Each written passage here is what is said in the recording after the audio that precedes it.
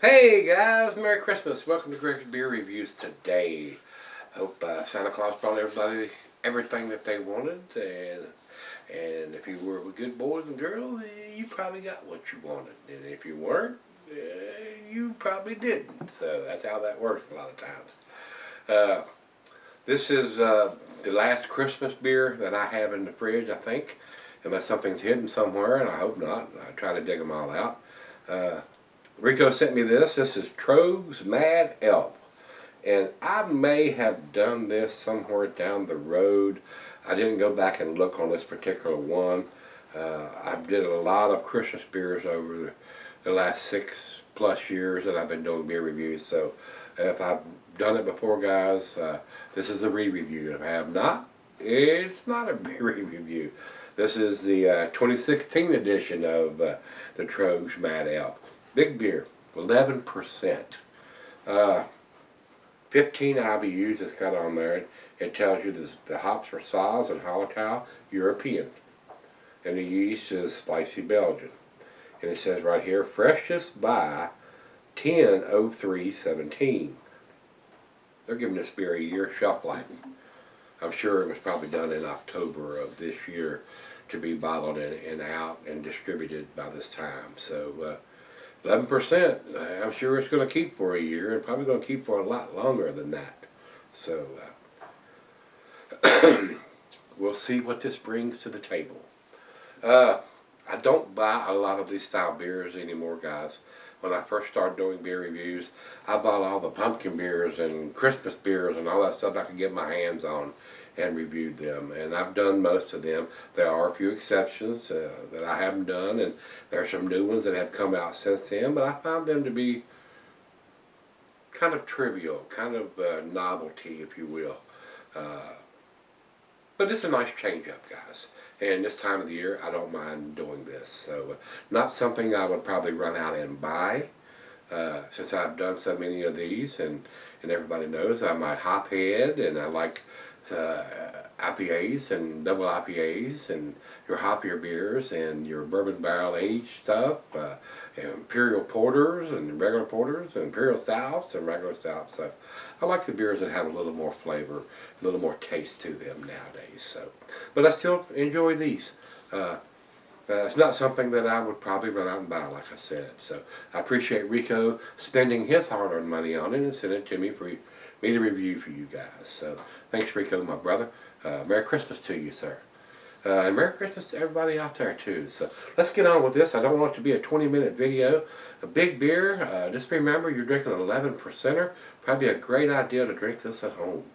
And if you are drinking it out somewhere, make sure somebody's driving your drunk ass home, because you don't want to be driving, especially after you've had one or two of these, or even one and something else of this. 11%, that's a lot of alcohol. Oh, I can drink that, I can drive, yeah, He-Man. Wait till you go through a road check and they put that flashlight in the window with a sniffer on it. You'll find out different there, big guy. So, just be careful. Don't hurt nobody. Don't hurt yourself or nobody. This beer comes from Troegs, and they're out of Hershey, Pennsylvania. So, and I have done, and I like a lot of the Troegs stuff. They do make some very tasty beers, and a lot of them do these holiday beers. So, let's get on with this. Commercial description says a combination of cherries, honey, and chocolate malts delivers gentle fruits and easy for me to say, subtle spices. Fermented and aged with a unique yeast, this ruby red beer has significant warming strength that underlies the character of this ale. 11%, I'm sure it may have some warming characteristics. So, excuse me. And I read you the IBUs and the ABV, so we're done with all of that. Let's jump over, and this is considered a Belgian strong dark ale. While I pop the cap on this, I will tell you, cuisine is barbecue, the cheeses are sharp, blue, cheddar, your more pungent cheeses, gorgonzola and Limburger, and the meat is beef and grilled meat.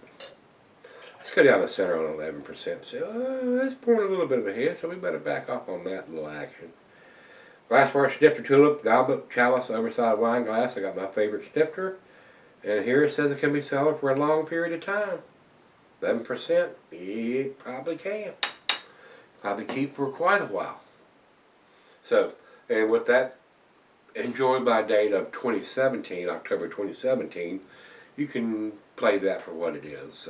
I mean, that tells you if you want to put a piece of tape on it and say it's a 2016 edition, it's going to keep longer than a 2017. 11%, this beer will be good for quite a while, 5, 10 years even. I can't think of a single thing that's going to fade over time. So if you want to get this and get next year's or the year after and do verticals or whatever, the beer is probably still going to be good. It'd be interesting to see how it changes from year to year. So about a finger of head on that pour. It is a really rich ruby color. Let's get a nose to it. Definitely getting cherries and a sweet honey. A little bit of cinnamon, vanilla. Just a slight hint of some alcohol in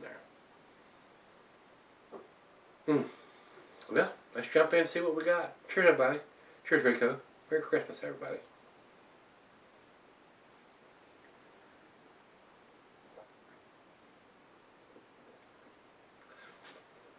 Little bit of alcohol in that taste.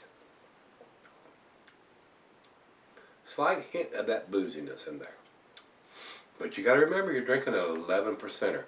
Some guys, some of these breweries do it just a tad better than some others. And as this sellers, October of next year, when they say they should have it by, the alcohol may subside. A lot of times it does, and a lot of times it does not. It'll probably be a good one to find out. But this is a big beer. This is a sipper, not a chugger. But I am getting some of the alcohol in this one. A little bit more so than when we did yesterday or this morning. I've been doing 2 beer reviews a day for a while and then trying to catch up with all the wonderful beers everybody's sending me.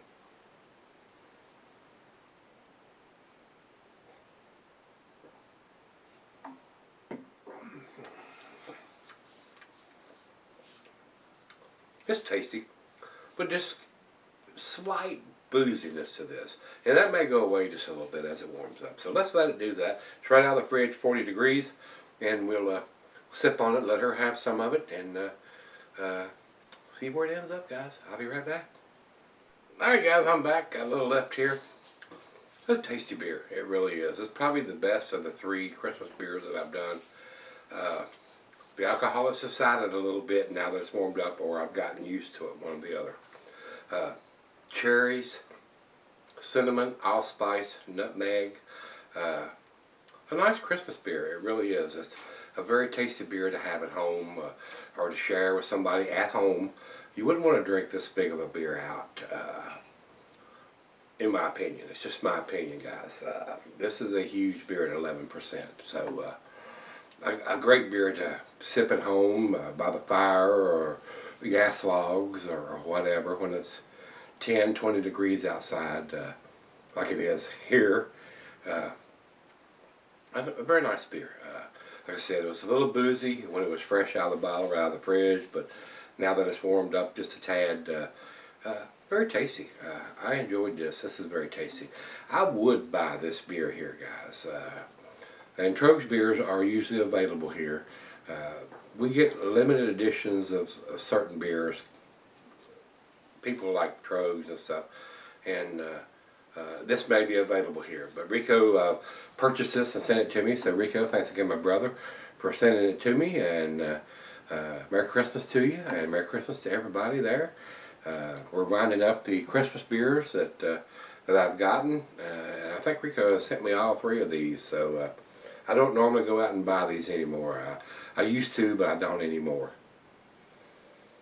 Wonderful aroma. Let's do the final chug on this one.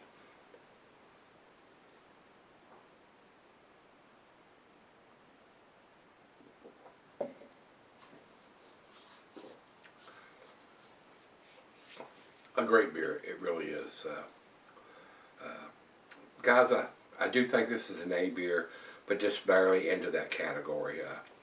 And you might say, oh my God, that's the best Christmas beer I've ever had. It's a 10. I won't argue with that. To me, guys, it's I'm going to give this an 8, which is an A minus. The numeric rating on this would probably be a 90. That's where I would put it. But it was the best of the 3 Christmas beers that Rico did send to me. So it was very tasty. Troegs does some really tasty stuff. They do.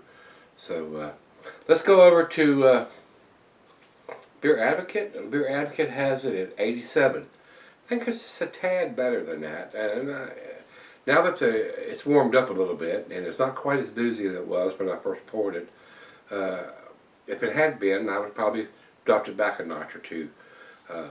But it did subside a little bit, or either that or I got used to drinking it, and it's not quite as apparent now that it was when I first took a sip or two out of it. So, nice. It is a nice beer.